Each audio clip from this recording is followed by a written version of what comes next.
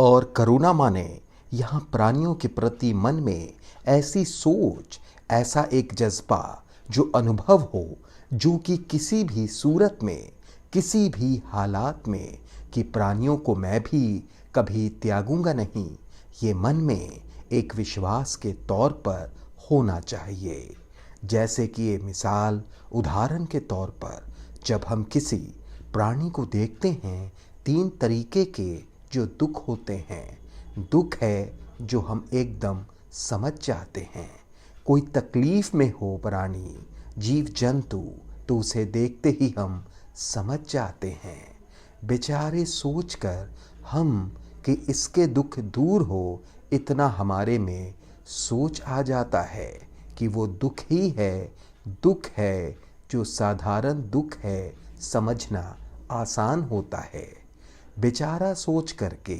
लेकिन जहाँ तक जो दूसरा दुख है, दुख परिवर्तनशील दुख होते हैं, जो दिखने में तो सांसारिक सुख है, वो वास्तव में दुख है। ऐसे दुख को देखकर हमारे सोच में ये ख्याल नहीं आता कि इस दुख से दूर हूँ, बल्कि हम इच्छा रखते हैं कि ऐसे ही सुख जो सांसारिक सुख मुझे प्राप्त हो। तो इसलिए ये सब इन वजहों से हो रहे हैं।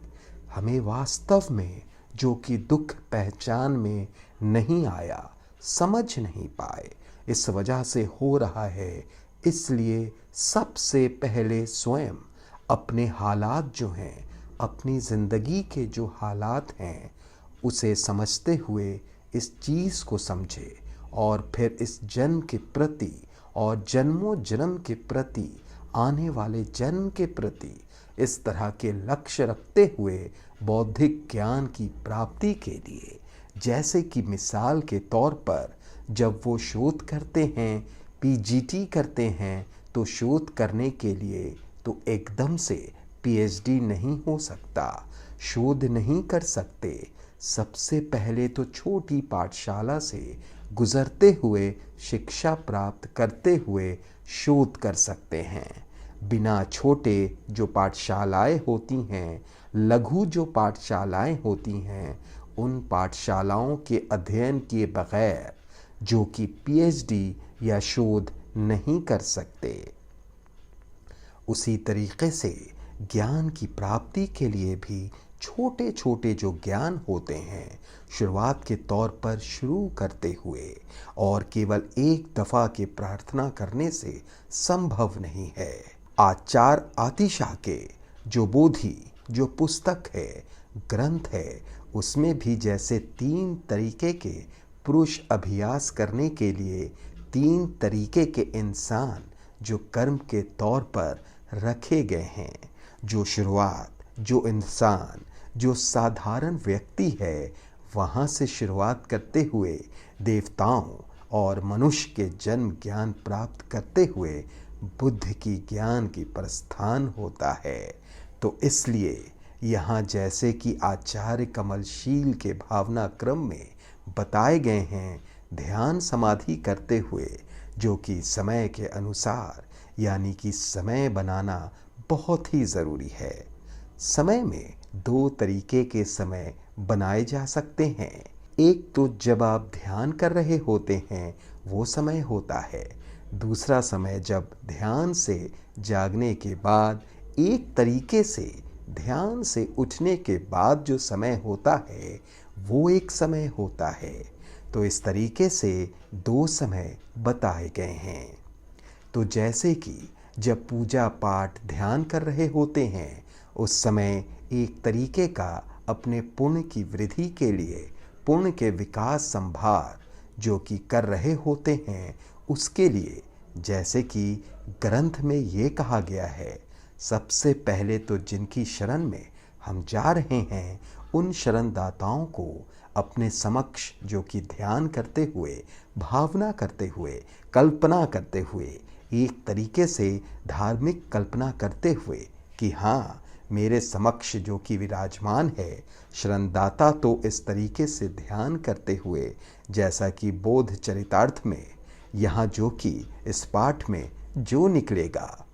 इस ग्रंथ में 7 तरीके के पूजा पाठ किए जाते हैं। इस 7 किस्मों के 7 क्रम जो पाठ हैं, जो इस माध्यम से कि पुण्य के संभार, पुण्य की वृद्धि करने का और प्रयत्न करते हुए फिर जब अभ्यास करते हैं तो उस वक्त जो कि ध्यान और अभ्यास दोनों एक साथ करना महत्वपूर्ण है। जैसा कि इस बुद्ध चरितार्थ में सबसे पहले संकल्प के तौर पर आचार्य ने ऐसा कहा कि मैं ये ग्रंथ जो कि अपने स्वयं में एक बदलाव लाने के लिए, स्वयं में एक अच्छी आदत डालने के लिए जो कि इस ग्रंथ का रचना करने जा रहा हूँ, उसी तरीके से जब आप इस ग्रंथ के पाठ करेंगे या अभ्यास करेंगे उस समय अपने मन में बदलाव लाएं। इस दृष्टि से लक्ष्य है जो कि अभ्यास करने का, अभ्यास करते हुए आहिस्ता आहिस्ता जो कि अभ्यास करते हुए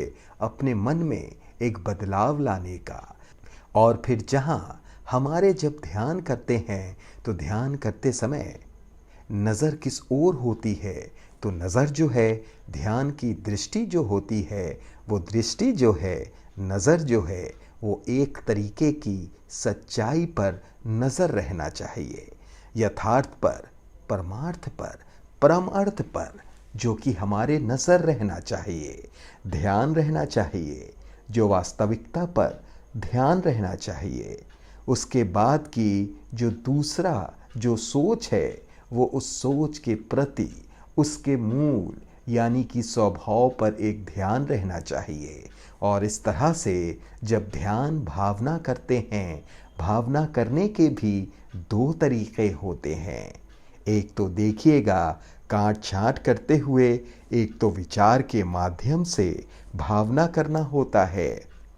दूसरा जो कि अभ्यास के ध्यान के माध्यम से भावना करनी होती है। भावना करने में भी विचार और ध्यान अभ्यास जो कि 2 तरीके से करने का, और भी ऐसे करते करते जो कि वो समय जो बताए गए थे वो समय होता है जब आप उसके अभ्यास कर रहे होते हैं। एक तो वो होता है जब आप काट छांट कर रहे होते हैं या अध्ययन कर रहे होते हैं, दूसरा जो कि एक साधना कर रहे होते हैं एक तरीके की। तो फिर ऐसे करते करते जो कि बाद में दोनों का एक साथ जब आदत हो जाती है तो दोनों को एक साथ करना उसके लिए आसान होता है। तो इसलिए जैसे भावना करने की बात होती है, तो जैसे क्षमाता की मन को शांत रखते हुए जो भावना ध्यान करने की बात होती है क्षमाता में, और फिर जो मन की जो राग, द्वेष, मोह आदि जो नुक्स होते हैं, पाप जो कलेश वाले सोच होते हैं, जो कलेश के प्रति फिर एक तरीके से नुक्स ढूंढना, उसके नुक्स को छांटना आदि, तो ये होते हैं। जहाँ तक विपासना की बात होती है तो विपासना के समय जो कि ये एक तरीके का काट छाट नहीं कर रहे होते हैं, छांट रहे होते हैं, परख रहे होते हैं। इस वजह से जो कि वास्तविकता यथार्थ दिखाई देने लग जाता है। ये भावना जो है दिन में कम से कम 10 मिनट 15 मिनट, तो उसके बाद जैसे आदत हो जाती है 1 घंटा या 2 घंटा 3 घंटा, इस तरीके से कम से शुरुआत में ग्रंथों में ऐसा कहा गया है। जो कि शुरुआत में जब ध्यान करते हैं तो ध्यान करते समय सबसे पहले तो आदत डालने के लिए ध्यान जो कि कम समय का होना चाहिए, लेकिन बार बार करें, उसकी संख्या ज़्यादा हो। समय कम रखें, संख्या ज़्यादा रखें। जो ऐसा करने से जो कि फिर ध्यान जो कि अच्छी तरीके से हो पाएगा, तो फिर ऐसा करते करते जो कि 2 समय बना करके, एक तो जब ध्यान कर रहे होते हैं, दूसरा जो ध्यान से झांक कर निकल रहे होते हैं, तो सोच पर जब आ जाते हैं, तो फिर इसलिए ग्रंथों का अध्ययन करना इसके लिए बहुत ही महत्वपूर्ण है। जब तक ग्रंथों के अध्ययन नहीं करेंगे, जब तक तो ध्यान का विकास प्रगति नहीं हो सकता। तो ऐसा करते करते जो कि दिन में कम से कम 1 घंटे तक का समय डालें तो फिर उससे आदत हो जाएगी। तो जैसा कि यहाँ इस वक्त जो कि बौद्ध चरितार्थ के प्रवचन ले रहे हैं, सुन रहे हैं, वचन सुन रहे हैं, तो ये सुनने के बाद जो कि यहाँ से प्राप्त होने के बाद जब आप घर वापस जाएंगे तो अपने अपने काम में ऐसे समय में जो हो सके, वैसे तो कहने के अनुसार तो 3-4 समय बनाकर सुबह के और फिर उसके बाद के दोपहर के, रात के, इस तरीके से समय बनाए जाते हैं, लेकिन ऐसा तो आज के समय में संभव नहीं है। कम से कम जो कि सुबह सवेरे उठने के बाद दिमाग तेज़ होता है, तो ऐसे समय में थोड़ा सा समय जो कि इस ओर ध्यान देते हुए मन में रखें। तो इसलिए जहाँ तक ध्यान करने का जो समय की बात है, तो समय ज़्यादा रखना कतई ज़रूरी नहीं है। संख्या ज़्यादा हो जैसा कि पहले बताया गया है, और फिर भावना क्रम जो आचार्य कमलशील की जो पुस्तक है, ग्रंथ है, उसके अनुसार आप करें। और ध्यान समाधि करने के बाद समापन जो है वो प्रार्थना से होना चाहिए। जो भी अपने पुण्य हैं ध्यान समाधि करने के, वो सभी पुण्य प्राणियों को अर्पित करते हुए,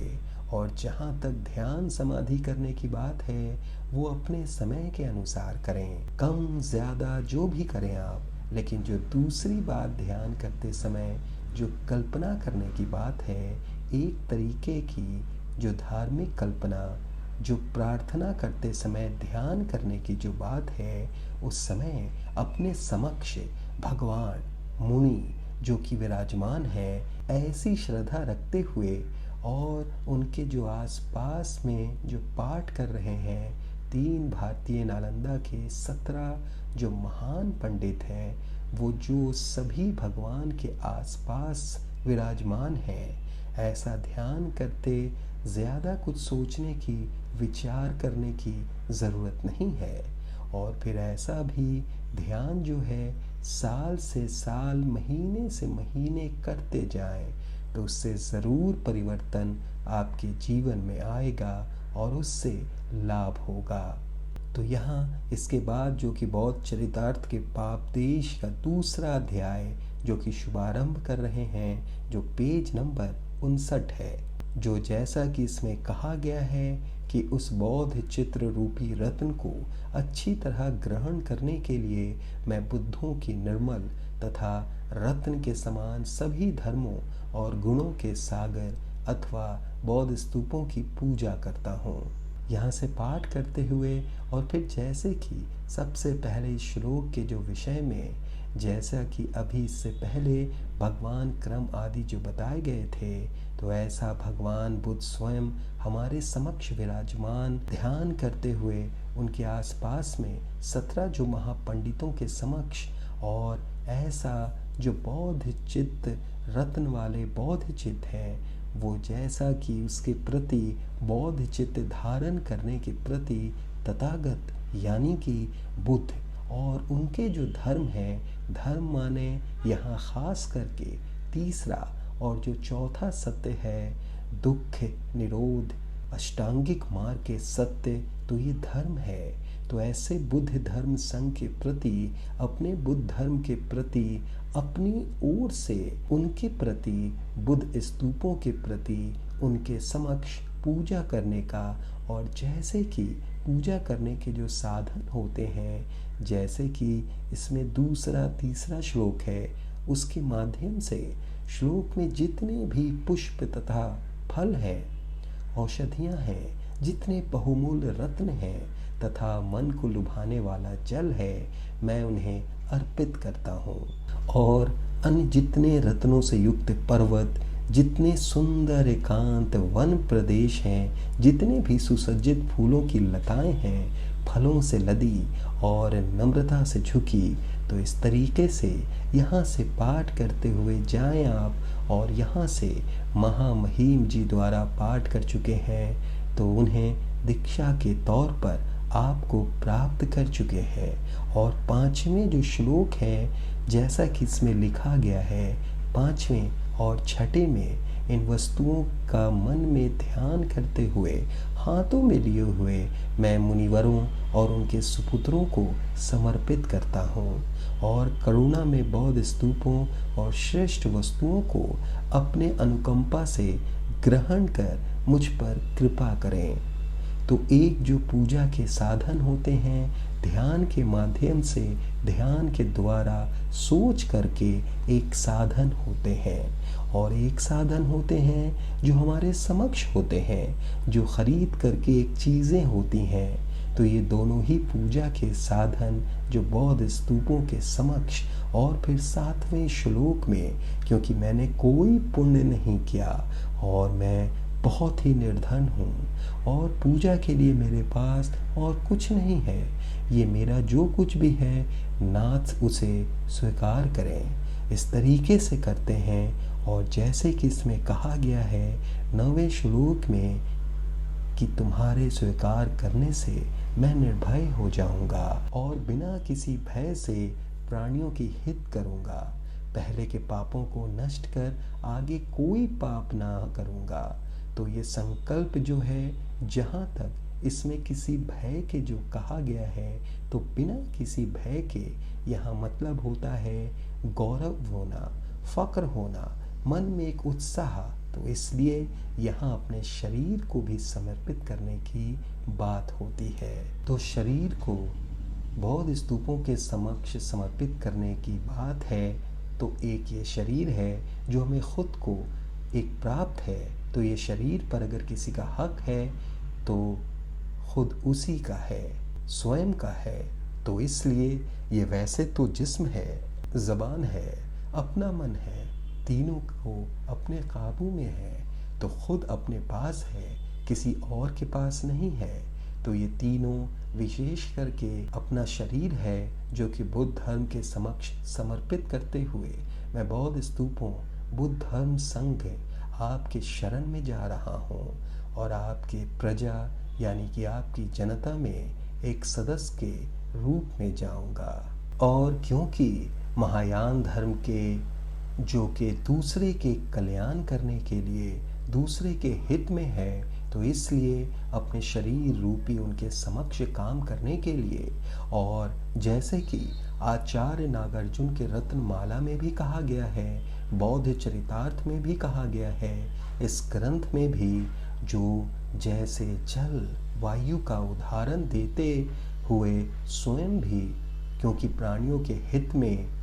एक साधन के तौर पर खुद को देखें, तो ऐसा प्रार्थना भी किया गया है। इसलिए प्राणियों के हित में अपने आप को समर्पित करने, और जैसा कि इसमें कहा गया है कि पहले के पापों को नष्ट करके आगे के पाप ना करूँगा। तो ये एक जो श्लोक है, पहले के पापों को माने जन्मे जन्मों का जो पाप है उसको नष्ट कर प्रायश्चित करते हुए आगे पाप ना करूँगा। तो आज तक जो पाप है उसके प्रति पछतावा हो, उस पछतावा की सोच के आधार पर, अनुभव के आधार पर, जो कि आगे पाप नहीं करूँगा, तो ऐसा संकल्प लेते हुए अब इसके बाद जो कि जैसे कि 10वें जो श्लोक है, 10वें श्लोक में जैसे कि स्नान करने के लिए जो कि सुगंधित है, जिसमें रत्नों से जड़ी उज्जवल सुंदर स्तंभ तथा मोतियों से जड़े विधान है, संगमरमर का फर्श जो कि उज्जवल और स्वच्छ है, आदि यहाँ से पार करते हुए, जैसे कि यहाँ से पाठ करते हुए कोई भी श्लोक ना छोड़ते हुए पाठ करते गए, तो यहाँ से जाते हुए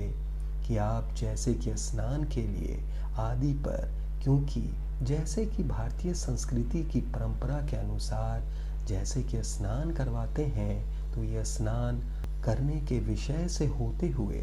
यहाँ से एक एक श्लोक करते हुए मैं अत्यंत जैसे कि सुगंधित धूप आदि से पूजा पाठ करते हुए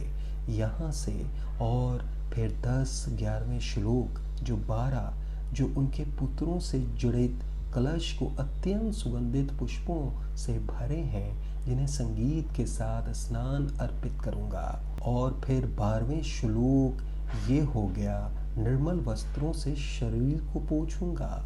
आदि जो है तो 12वें श्लोक में वस्त्र जो अर्पित करने की बात होती है, इसमें 2 तरीके के वस्त्र अर्पित करने की बात है।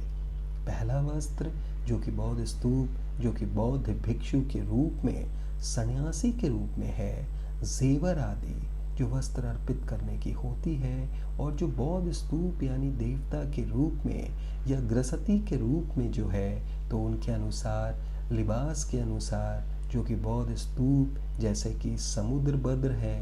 परिचित, मंजू घोष आदि जो कि इस तरीके से अपने जो वस्त्र हैं उस अनुसार जो कि अर्पित करने की बात है। और इसके बाद यहाँ से जो सुगंधित जल होते हैं तो वो भी उनमें पूछने की बात होती है, जैसा कि भारतीय परंपरा है। जहाँ तक मुझे याद आ रहा है, जैसा कि सन 1956 में जब भारत में पहली यात्रा के समय, बुद्ध जयंती के समय